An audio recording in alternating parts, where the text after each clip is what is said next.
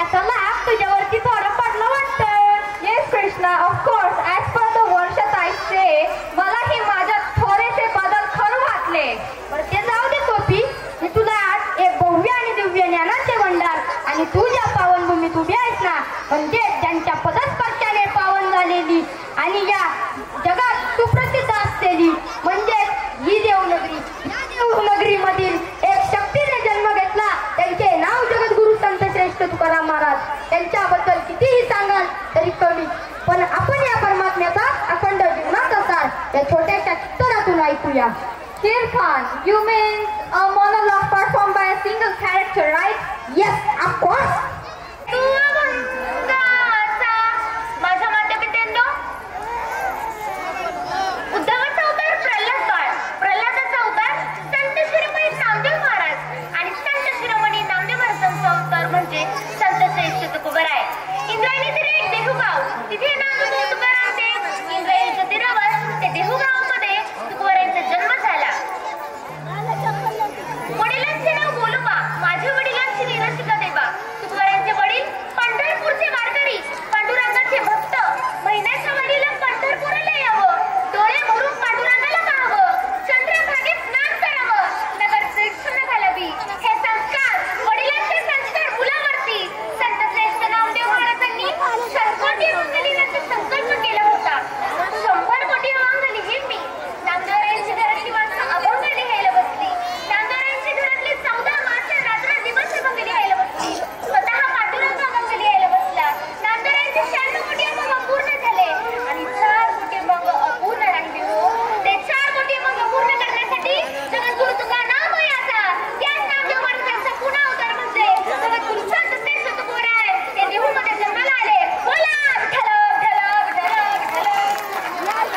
हो, लक्षात ठेवा मंडळी, तुकोबरायांचा जन्म झाला, पण कळायला लागलं वडील स्वर्गवासी झाले.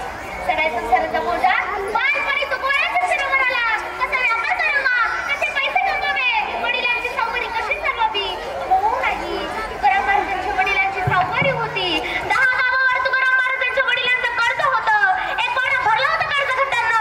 काही लोक म्हणतात तुकाराम महाराज गरीब होते, तुकाराम महाराजांच्या घरी चूल पेटत नव्हती. तुकाराम महाराजांचा अभ्यास करा.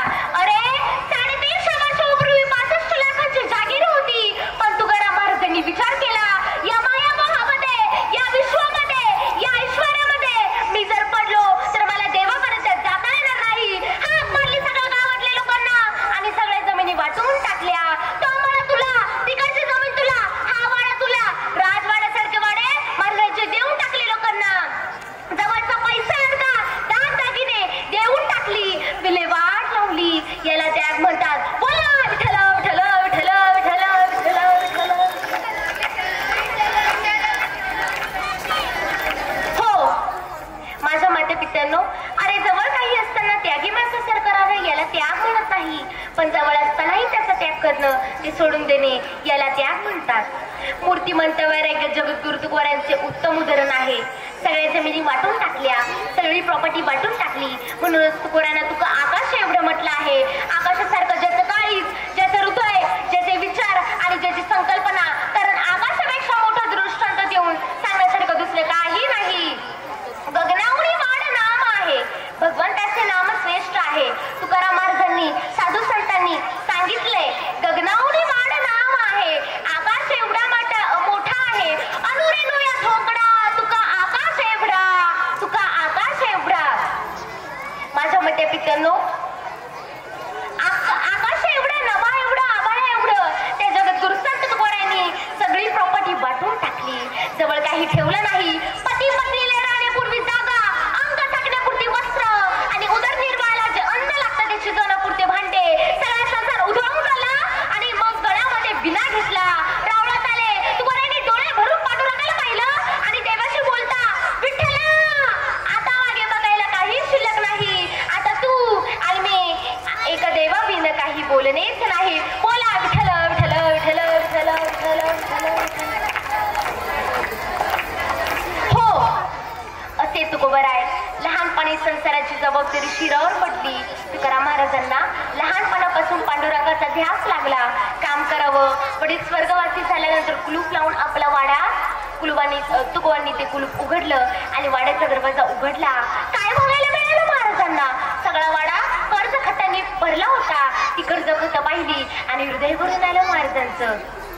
तुकोबाराय आपल्या मनाशी मनात म्हणतात, तुक्या ही कर्ज खत नकोय आपल्यांना. एक दिवस असा उगवला. तुकाराम महाराजांनी अंतर्मुख होऊन थोडा विचार केला आणि गृहत्याग केला.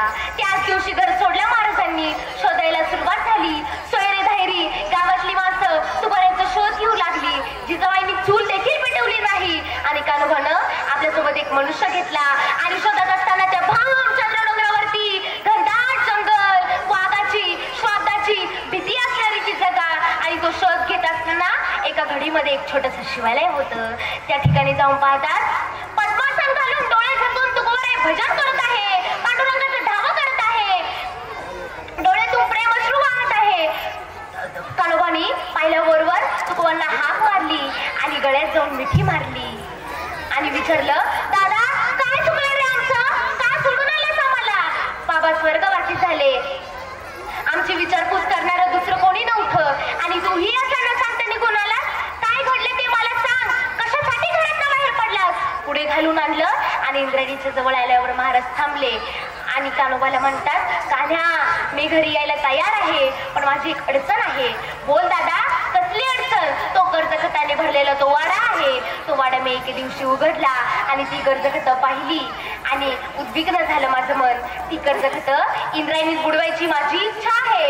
या विचाराशी जर तू सहमत असेल तर मला घरी घेऊन जा. नाहीतर ती कर्जखतं म्हणजे माझ्यासाठी बनवा आहे, माझ्यासाठी दुःखाचा डोंगर आहे. एवढे शब्द ऐकल्यावर कान्होबा धावत गेले. बैलगाड्या दारात उभ्या केल्या आणि सगळी कर्जखतं त्या बैलगाड्यात भरली. 25 गाड्या भरल्या. 25 गाड्या.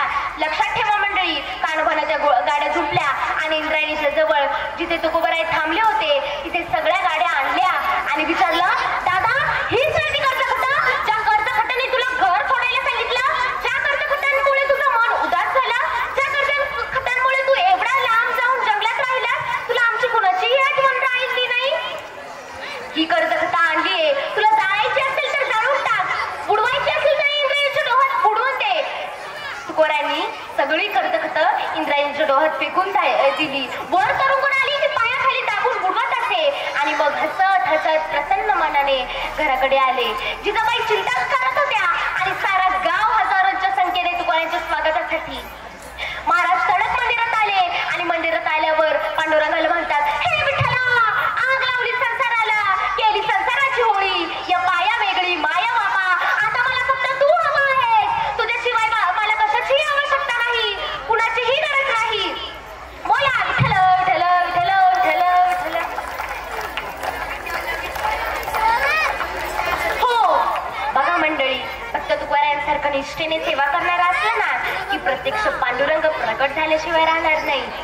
मग मला सांगा, तुका आकाश एवढा हे तरी वार आपल्याला सत्य मानावेच लागेल ना.